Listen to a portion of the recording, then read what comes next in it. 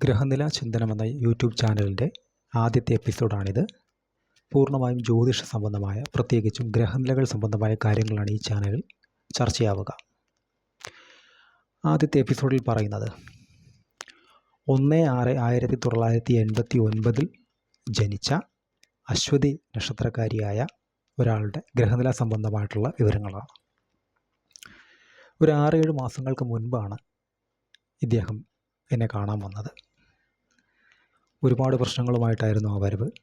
വിവാഹ സംബന്ധമായും കുടുംബ സംബന്ധമായും സന്താന സംബന്ധമായുമൊക്കെ കോടതിയും കേസും വഴക്കുകളും ഒക്കെ നിൽക്കുന്നൊരു സമയത്താണ് അവർ എന്നെ കാണാൻ വന്നത്.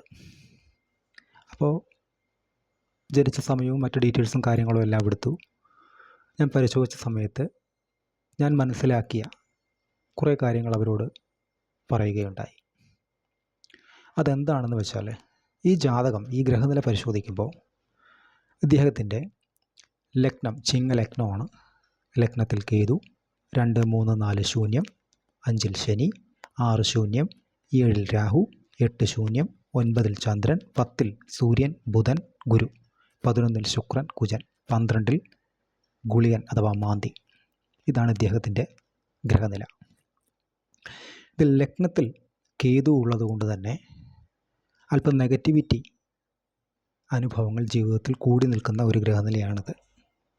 അവരെന്നെ കാണാൻ വന്നപ്പോഴുള്ള അനുഭവങ്ങളും അങ്ങനെ തന്നെ ആയിരുന്നു.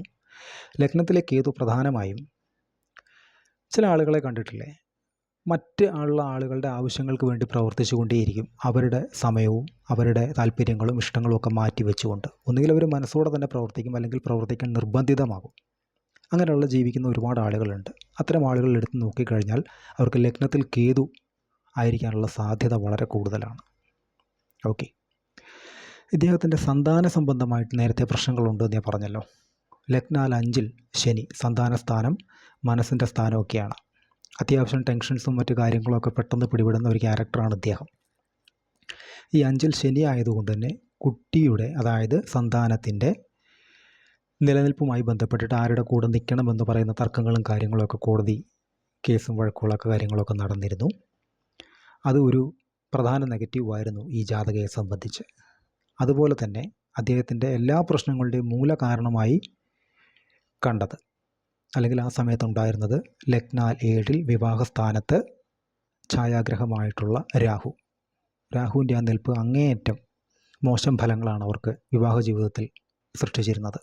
അതായത് പൂർണ്ണ മദ്യപനായിട്ടുള്ള അധ്യാപകനായിരുന്നു കല്യാണം കഴിച്ചിരുന്നയാൾ.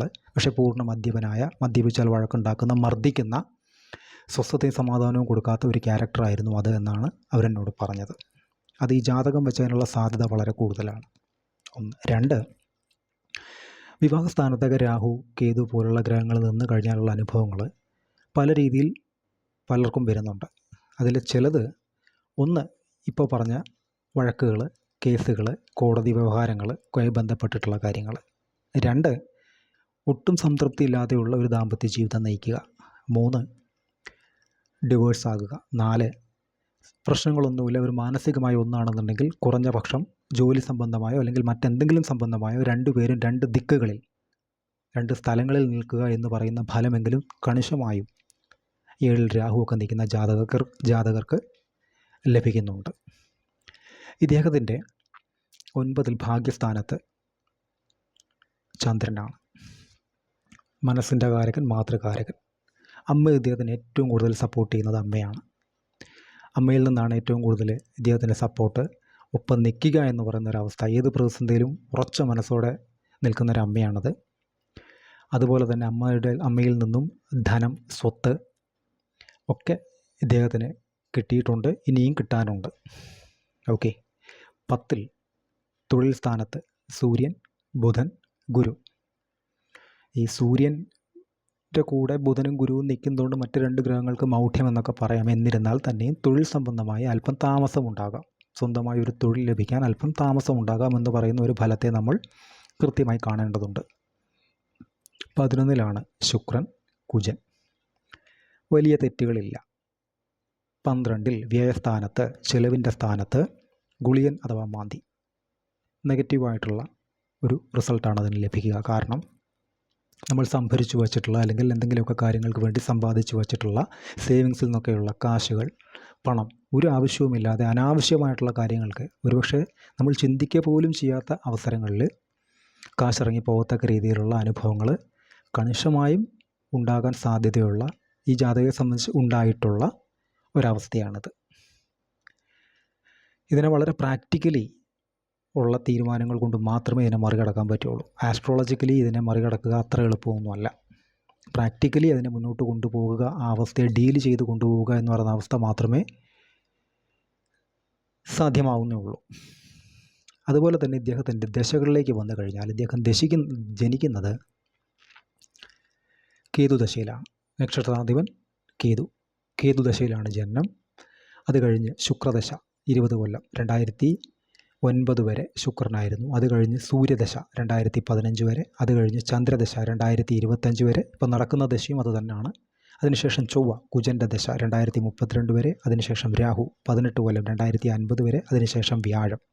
അങ്ങനെയാണ് ഇദ്ദേഹത്തിൻ്റെ ദശകൾ കടന്നു പോകുന്നത്. ഇപ്പോൾ നടക്കുന്ന ദശ എന്ന് പറയുന്നത് ചന്ദ്രനിൽ ശുക്രൻ്റെ അപഹാരമാണ്. 28/6/2023 തൊട്ട് 26/2/2025 വരെ ചന്ദ്രനിൽ ശുക്രൻ്റെ അപഹാരമാണ് നടക്കുന്നത്. ഇപ്പോൾ ഇയാൾ എന്ത് ചെയ്യുന്നു എന്നൊരു ചോദ്യമുണ്ട്. ഞാൻ നേരത്തെ പറഞ്ഞു, വിവാഹ സംബന്ധമായി കോടതി കേസ് വഴക്ക് കാര്യങ്ങളൊക്കെ നടന്നുകൊണ്ടിരിക്കുകയാണ്. അതിൽ നിന്നെല്ലാം ഇദ്ദേഹം രക്ഷപ്പെട്ടു, മോചിതയായി. ഡിവോഴ്സ് കോടതി അംഗീകരിച്ചു. ഇദ്ദേഹം ആദ്യ ഭർത്താവിനെ ഉപേക്ഷിക്കാൻ തന്നെ തീരുമാനിച്ചു. അതിനുശേഷം കുറച്ച് കാലങ്ങൾക്ക് ശേഷം നല്ലൊരു പ്രപ്പോസൽ അല്പം ദൂരദിക്കിൽ നിന്നും വരികയുണ്ടായി. അതിന് വേണ്ടുന്ന കാര്യങ്ങളെല്ലാം ആസ്ട്രോളജിക്കലി വേണ്ടുന്ന ഡേറ്റും സമയവും കാര്യങ്ങളും എല്ലാം ഞാൻ തന്നെയാണ് പറഞ്ഞു കൊടുത്തിരുന്നത്. ആ കല്യാണം നടന്നു. അദ്ദേഹം ഇപ്പോൾ ഈ കുട്ടിയെയും അവരെയും കൊണ്ട് അമേരിക്കയിലാണ് സെറ്റിൽ ചെയ്തിരിക്കുന്നത്. അടുത്ത മാസങ്ങളിൽ തന്നെ ഇദ്ദേഹത്തിൻ്റെ അമ്മയും കൂടെ അങ്ങോട്ട് കൊണ്ടുപോകത്തക്ക രീതിയിലുള്ള കാര്യങ്ങളാണ് ഇപ്പോൾ നടത്തിക്കൊണ്ടിരിക്കുന്നത്. വളരെ സന്തുഷ്ടമായിട്ടുള്ളൊരു ജീവിതമാണ് ഇപ്പോൾ നയിച്ചുകൊണ്ടിരിക്കുന്നത്. നേരത്തെ പറഞ്ഞ ആ കലങ്ങിയ കലർപ്പുള്ള ജീവിതത്തിൻ്റെ ഒരവസ്ഥ മുഴുവനായും മാറുകയും തീർത്തും സമാധാനമുള്ള, സന്തോഷമുള്ള, സ്വസ്ഥതയുള്ള ഒരു ജീവിതം അവർക്ക് ലഭിക്കുകയും ചെയ്തു എന്നതിൽ ഒരുപാട് സന്തോഷമുണ്ട്. ഇതുപോലെ തന്നെയാണ് ഏതൊരാളുടെയും ജാതകം എന്ന് പറയുന്നത്. അതിൽ നെഗറ്റീവ്സ് ഉണ്ട് എങ്കിൽ കൃത്യമായി ചെയ്യേണ്ടുന്ന പരിഹാരങ്ങളുണ്ട്. എപ്പോഴും നമ്മൾ മനസ്സിലാക്കേണ്ടത് വലിയ പാറകളിൽ തട്ടിയല്ല നമ്മളിൽ പലരും വീഴാറുള്ളത്. ചെറിയ ചെറിയ കല്ലുകളാണ് നടക്കുമ്പോഴുള്ള ചെറിയ ചെറിയ കല്ലുകൾ തട്ടിയിട്ടാണ് വീഴ്ച പലർക്കും സംഭവിക്കാറുള്ളത്, ഞാനുൾപ്പെടെ, എനിക്കുൾപ്പെടെ. അപ്പോൾ ആ കല്ലുകൾ എന്താണ്, എവിടെയാണ്, എങ്ങനെ അതിനെ ഒന്ന് ഡീൽ ചെയ്യാമെന്ന് നമ്മൾ പഠിച്ചു വച്ചിരുന്നാൽ അല്ലെങ്കിൽ മനസ്സിലാക്കിയിരുന്നാൽ തീർച്ചയായും വീഴുകയില്ല എന്ന് മാത്രമല്ല, നമ്മൾക്ക് പറഞ്ഞിട്ടുള്ള വേഴ്സിലേക്ക് നമ്മൾ എത്തപ്പെടുക തന്നെ ചെയ്യും. അതിന് നമ്മൾ ഇൻവെസ്റ്റ് ചെയ്യേണ്ടുന്നത് അല്പം ക്ഷമ കാണിക്കുക, അല്പം ഒന്ന് സഹനശക്തിയോടെ കാര്യങ്ങളെ കാണുക, അല്പം ക്ഷമ കാണിക്കുക. ഇത്രയും മാത്രമേ വേണ്ടൂ. ഇതുപോലെയുള്ള വീഡിയോസ്, ഇതുപോലെയുള്ള ജ്യോതിഷ സംബന്ധമായിട്ട് അറിവുകൾ ഈ ചാനലിൽ ഇനിയും തുടരും. നന്ദി.